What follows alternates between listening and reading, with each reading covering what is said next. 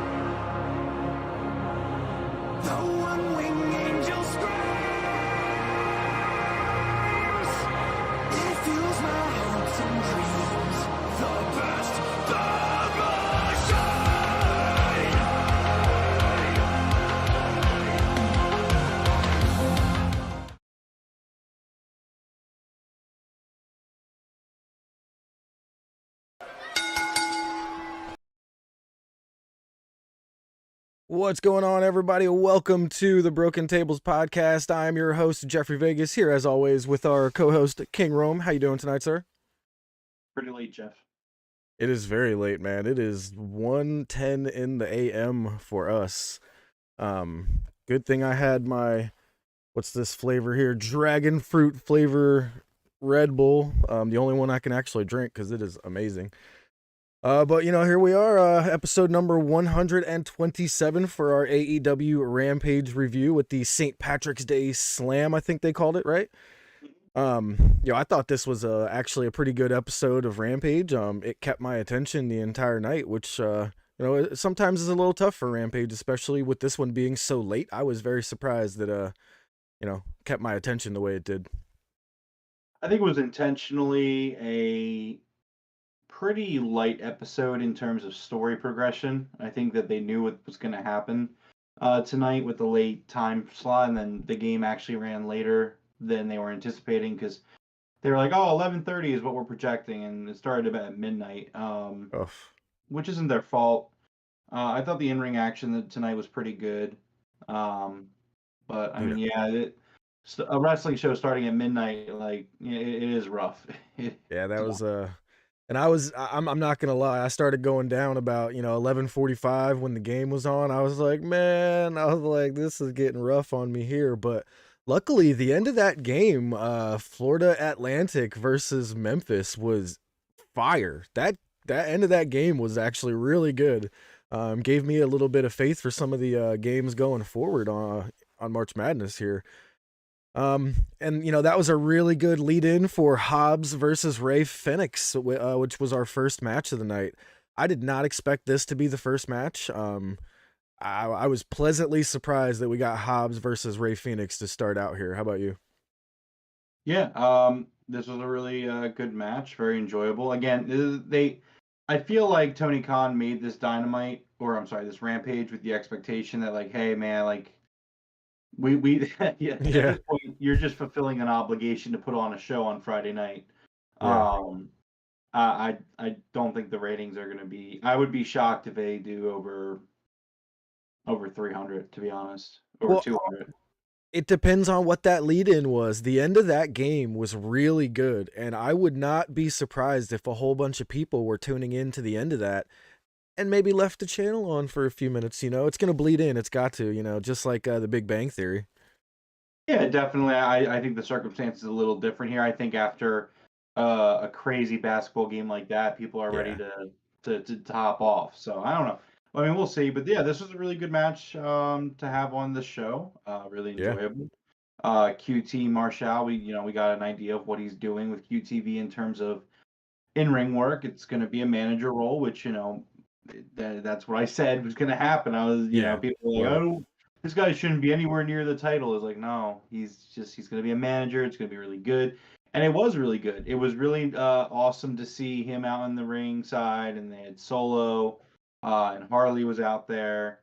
And the QTV Twitter account was tweeting during the match as well, which was pretty interesting to follow along with.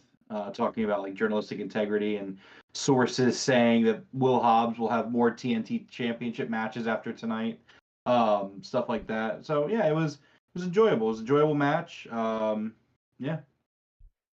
I just want to say, I really want us to get a couple of QT shirts and start cutting some promos when we're in the same location. Like I think that would be hilarious. But yeah, this was a great match. I mean, Ray Fenix is amazing, but Powerhouse Hobbs was just using that brute force that he had to just throw Fenix around. There was one spot where Fenix kind of, jumped off the top rope to kind of give him a shoulder check, and Hobbs just stood there and he bounced off of him. I was like, oh man, that looked really, really cool. I thought this match was exactly what it needed to be. It showed off Powerhouse Hobbs, tremendously here. Fenix did a great job freaking putting him over here. I mean, I don't know what else to say about the match other than it was really, really good. Powerhouse Hobbs hits the a big spine buster, but he knew that wasn't going to be enough. Didn't even try to make the cover, and he hits him with the is it called Big Town Business or just Town Business? But because sure, just Town Business sounds a little weird to me to like say it, so I felt like it should be Big Town Business, but that's the name of his finisher. I believe it's just Town Business, and he picks up the 1, 2, 3, and after the match, for some crazy reason, Alex Abrahantes decided to get into the ring, and he takes a diamond cutter from QT Marshall, the ultimate heel in the business right now. Yeah, because what do you hear after it happens? You hear boos. Yep, I loved it. I absolutely loved it. The guy knows how to get heat. That's why it makes him a great heel, and he's gonna excel in this role that he's in. Yep, absolutely. All right, next up we had an Adam Cole video package, basically talking about his return. And he said a couple of things that were pretty interesting to me here. He said he's looking for an opponent who's a fighter, and he's looking for an opponent who's a technician. Now, there's all kinds of guys out there. Some people are saying maybe Tony Deppen, or who's the guy that called out Bryan Danielson that we wanted for Forbidden Door last year? Zack Sabre Jr., yes. But I'm actually going a different route here. Someone who is already in AEW, but we haven't seen in a long time, Kyle O'Reilly. Like, to me, it just immediately sounded like he was talking about Kyle O'Reilly. I think that could make sense. I definitely don't think they would go the Tony Deppen or Zack Sabre Jr. route. I think that that you're going to see them look in terms of an AEW star. Someone that's with the company and that is a star. I think that's you want to do a money match. That's going to be your main event that night. Like, that's going to be a huge match. So I don't know exactly who yet. I kind of got to like look at the roster and kind of see who I think they might go with. But with what you just said, I mean, Bryan Danielson just seems like the number one answer to that. Yeah, but we don't know how long Danielson's going to be out for. Yeah, that's true. Well, we shall see. So I'm definitely interested in who that's going to be, man. Like, at first I was just interested. I was like, I really just want Adam Cole back in the ring. I miss this guy. Now I'm actually like really interested to find out, who his opponent's going to be. Let's jump into chat real quick. We haven't mentioned anybody in chat here tonight. I'm sorry about that, guys. We got the Coog, we got Coach Nick, and we got Natasha. Welcome, everybody. Coach Nick says, is Kyle cleared? I thought he was going to be out for a year with the back fusion surgery. It's been a long time, hasn't it, Coach? I don't know how long it's actually been since we've seen him, but I feel like it's been a long time. But I have no idea. Just, it was the first thing that came to mind because really want to see Kyle back in the ring. But we'll find out soon enough. Next up, we had an awesome promo from Stu Grayson. And I don't know about you guys, but I got like John Wick vibes here. He was like, people are asking me if I'm back. And, now I'm in the hospital with my buddy Evil Uno, who's got a concussion because of you guys. And you know what? I think I'm back. I was like, yeah, let's go full John Wick with Stu Grayson. Let's just have him turned into a maniac and just go murking everybody. I love it. Yeah, it was a really great promo from Stu. Yeah, I really enjoyed it. I thought it was a good promo to set up for what's going to be a really good match next week on Wednesday. Bobby Fish, Robert Salmon. That's a good one. I'm gonna give you some points for that one for sure. That's a good one. We don't need no Bobby Fish. Get out of here. This dude Robert Salmon.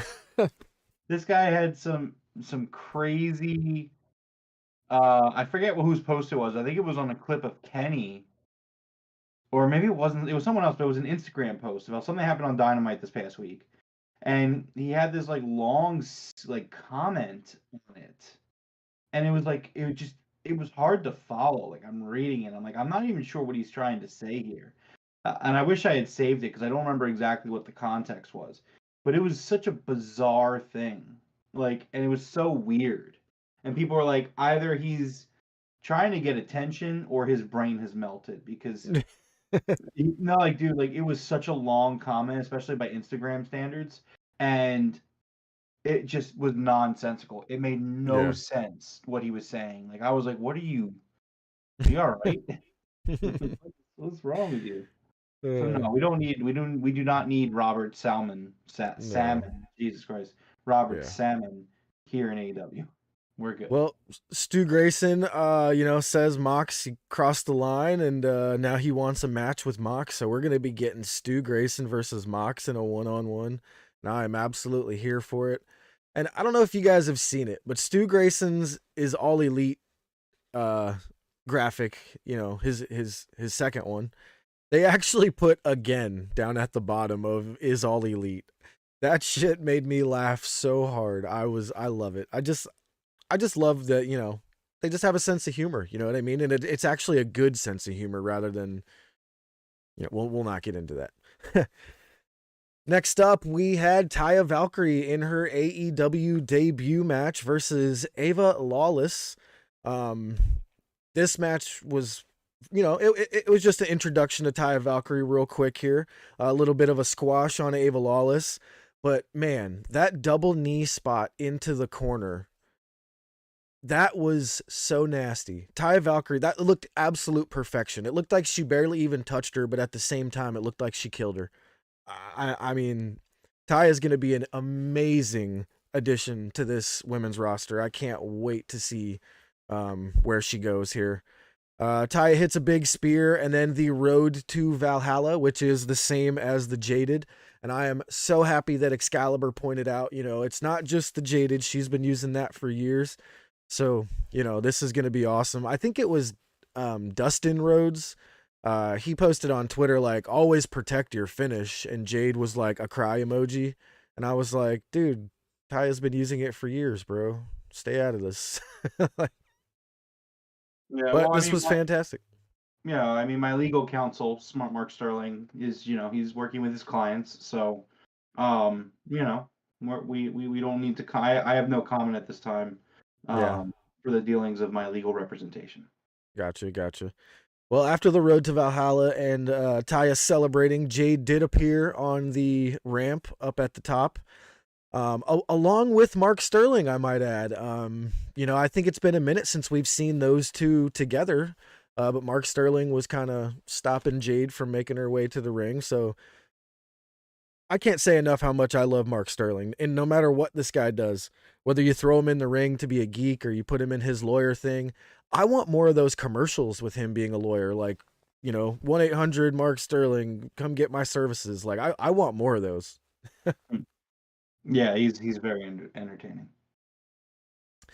All right. Next up was one of my favorite segments of the night. We had Matt Hardy and the rest of the firm training Big Stokes for his match with Hook.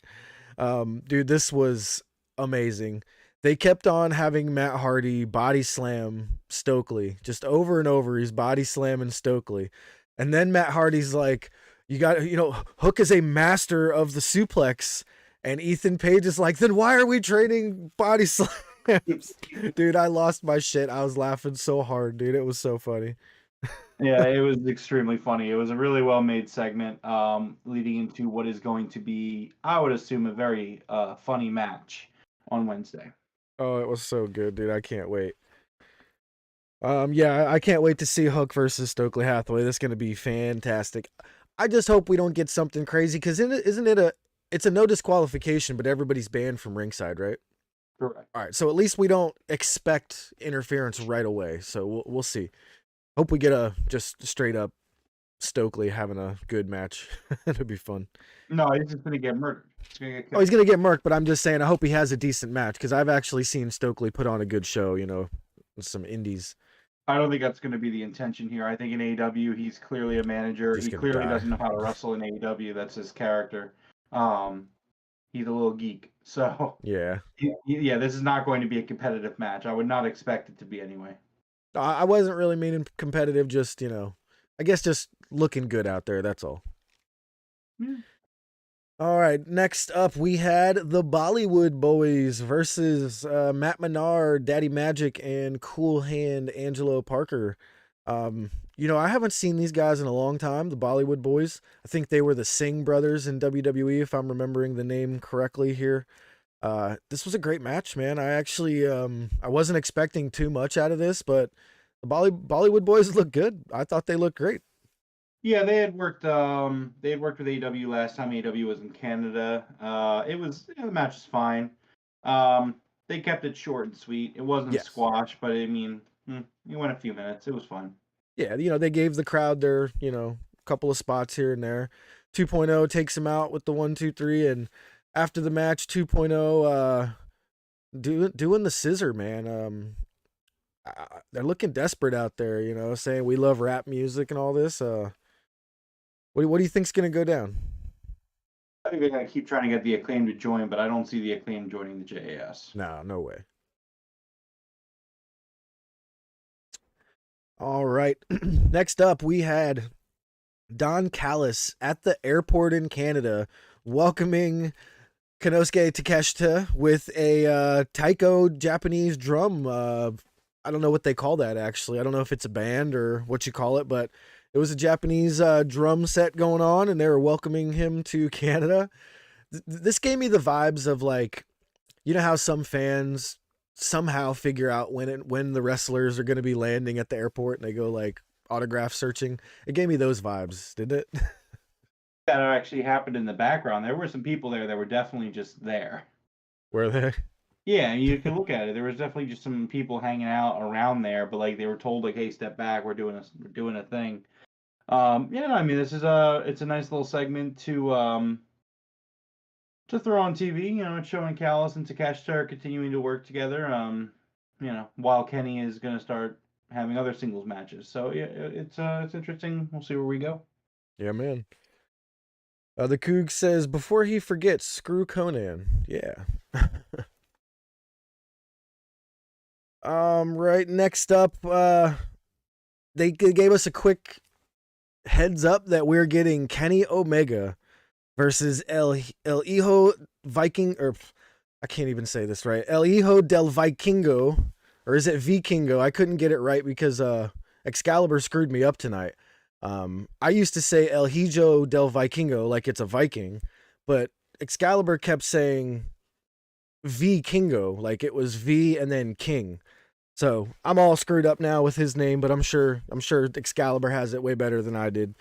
And this is where I want to get to Raj's dumb tweet of being like, this is where me not knowing the insides of the business, just want to point out that it would be really cool if you introduced us to him first. And I'm like, hey, Raj, this little video package was your introduction, and it would take you 2 seconds to go Google him or YouTube search him. You could even see matches with a YouTube search. Right? So the thing is, right, like, the dude's an idiot, and like the way that he presents himself, right? I've seen it happen before, like with people. When people are trying to, he says, like, I don't really know, like he'll be like I don't know what I'm talking about really, but it sure seems like this is a thing. Or like he tries to downplay his own opinion to come off as humble, but he's clearly hating on the product. And then when people say, "Well, you don't say this about WWE," and then he replies with, "What does WWE have to do with this?" And then you miss the point that it's like, well, when WWE does this, you consider yourself well, you used to consider yourself a wrestling journalist, but since your thing with QT, you're just a fan now. Yeah. So I don't know. But the dude is just an embarrassment. He's just an idiot. Like, man, like It comes off like, you know how when somebody starts a sentence with like, with all due respect, and then they say something disrespectful, like that's how he comes off all the time. I would say it comes off more like when people are like, not to be racist, but blank. Yeah, same thing. Yeah. When you start saying something and then say exactly what you said you weren't going to say, like, yeah, yeah, I'm not sexist, but blank. Like, oh, exactly. Yeah. man. That's how it came off to me. But, you know, it is what it is. And I tell you what, on Wednesday, we are in for such a treat. It is going to be absolutely incredible. But, don't get your hopes up for that crazy 650 or whatever that splash is. I don't think they give that to us right away on a free match. I think we have to wait to see that thing. But maybe not. Maybe this is just, Kenny and Vikingo being like, you know what? No, let's give it to the people. We want to do this match. Let's just do it. You know what I mean? But I'm hoping that this is a start to something bigger than just the first just one match. You know what I mean? I think this is a typical. Oh, excuse me.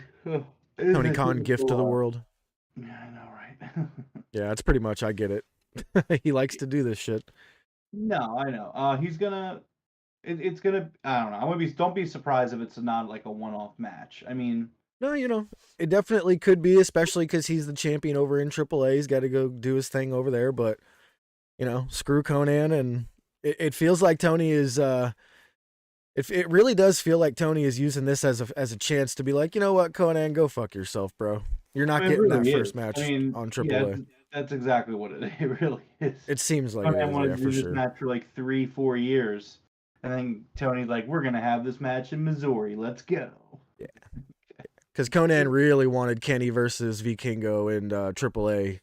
He was clamoring for that for a long time, but womp womp womp. And you side with the Fed. That's how it's gonna go. It's a wrestling war. You can't just align with the enemy and then expect Tony to play nice. He's not gonna do that, nor should he. Yeah. So. All right. Next up, we had a quick recap of the House of Black versus Jericho Appreciation Society versus Elite match, which was explaining how it led to our main event of Garcia and Brody King. Man, I know I say it all the time, but Brody King, dude, this guy is one of the last believable monsters out there. Luchasaurus is believable, but he's been gone for a little while. I mean, this guy, Brody King, I say it all the time. If I saw him walking down the street, I would walk to the other side of the street. Like, this dude scares he's crazy, crazy big. I love this guy. Yeah, it was a great signing to get him on. He's phenomenal. He's excellent. He's got a long career ahead of him in AEW. I mean, I think, absolutely, especially with his style. He doesn't do anything insane that he's gonna hurt himself or anything. I love that dude. He has he brutalized Daniel Garcia here tonight. Like, my God, I felt bad for Daniel Garcia at multiple points in this match. You know how like Bryan Danielson beats the living crap out of his opponent, and you just kind of like, man, it must suck to wrestle Danielson. That's how it looked in this one here. I was like, this must suck to wrestle Brody King here tonight. Brody King put Garcia in a chair and hit his cannonball on the outside up against the barricade. That looked absolutely disgusting. Only got a 2 count though after he hit the cannonball inside the ring. Garcia wound up putting Brody King into the walls of Jericho for a while. That actually got a really nice pop out of the crowd. Right after the walls of Jericho though, Garcia distracted the ref. Chris Jericho, with Floyd in hand. I think everybody saw this coming because we only had Julia Hart there ringside. The bat over Brody King's head. He kind of looks like he is completely KO'd. Garcia puts him into a weird like dragon sleeper submission move. Bryce Remsburg lifts his hand once, lifts his hand twice, and a 3rd time. I absolutely love that we're back to lifting the hand 3 times before we stop the match. Garcia wins via KO. Jericho assists Garcia, picks up the win here, and I don't know how you could have seen this going many other ways. But I got to tell you, towards the end of the match, I was just like, "Yep, Brody King's about to squish this dude's head into the mat, and it's over." But this is definitely the way that I thought it was going to go at the beginning of the match. But they like made me forget about Jericho about halfway through. Did they do that to you as well? Yeah, I would say so. I thought that this finish was really good. I thought it was Yeah, definitely the perfect finish for the moment in time. I mean, obviously it's Jericho's hometown, so you want to have Jericho out there. You want to have him get involved. Garcia looked great, but it also still protects Brody. Yeah, I thought this was a really smart ending and a 100%. really well done job by them. Absolutely, absolutely. And Julia Hart, like who said it best, Julia Hart is just perfect where she is. I mean, I want to give props to, because I don't know who did this. Whoever came up with this character for Julia and whoever put her in that place, I'm assuming it's all Tony because it feels like it. This is an absolute stroke of genius, man. I mean, we've been saying it for a while, but it gets better and better every time she's out there. This character for her is absolute perfection. So it was actually Julia that did it. She did? Are you serious? So when Julia was on Unrestricted, the AEW's podcast last year, she was talking about how she was asking to do kind of some dark stuff, and she actually came up with the idea.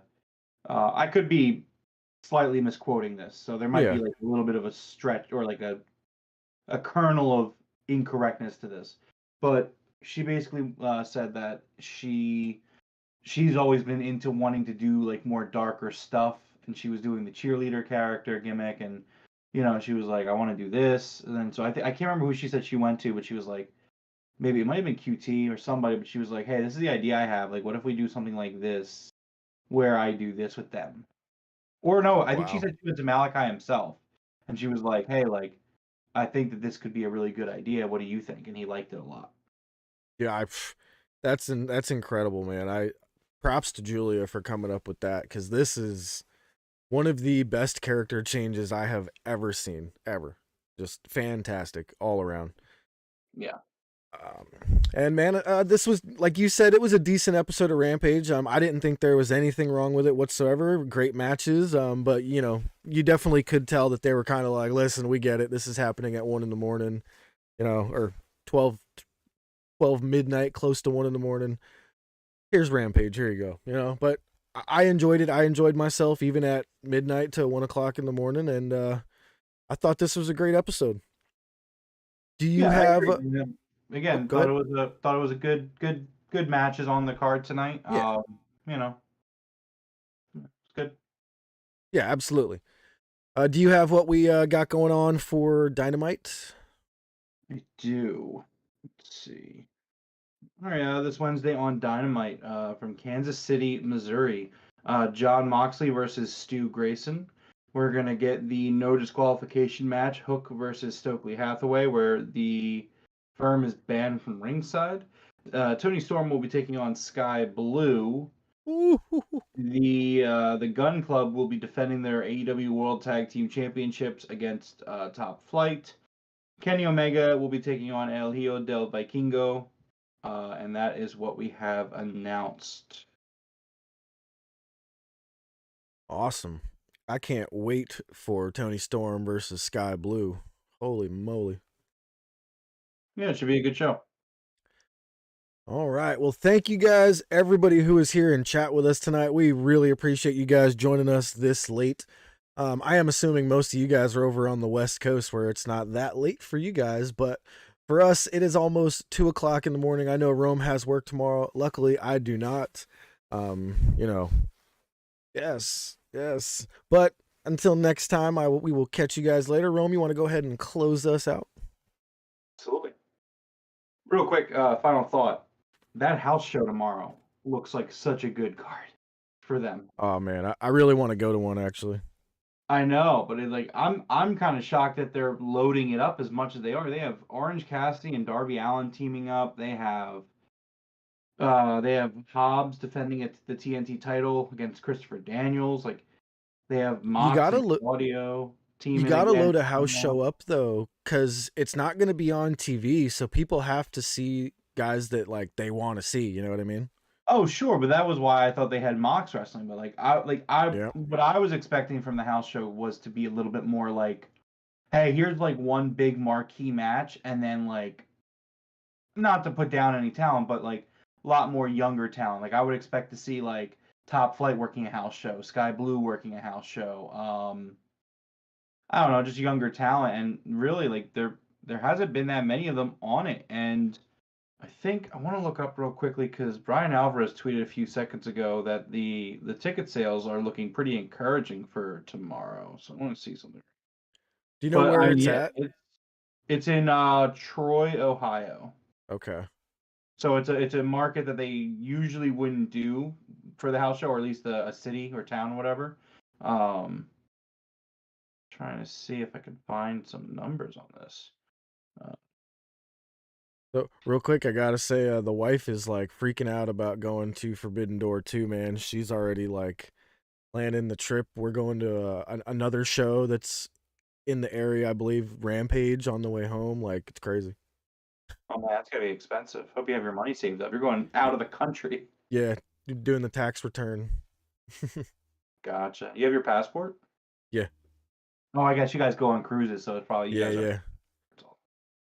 Let's see. Trying to see if I could find some numbers because Alvarez was saying they were talking about the numbers, but I don't see anything. All right, we'll Yeah. I we'll was report them on intrigued. Wednesday. I was just looking up because I was intrigued, but I don't see anything. Anyways, We'll this has throw them been into the episode. Discord if you find them too. Yeah, this has been episode 127 of the Broken Tables podcast. Thank you to everyone hanging out with us here tonight. Please hit the like button and subscribe on your way out if you haven't already. This is our YouTube exclusive Friday Rampage show. If you like this, go check out our Dynamite review. We had a pretty good show on Wednesday. Check out and see what we thought about that. I think I lost my mind by the end of it because I was so dead tired. That was a really rough close of that show. But anyways, yeah, you can follow us on our social medias in the description down below. Looking forward to next week. Should be a good Dynamite game room on Monday. Rampage review on Friday. But until then, we'll see you guys later. Everybody, have a great night. Top guys out.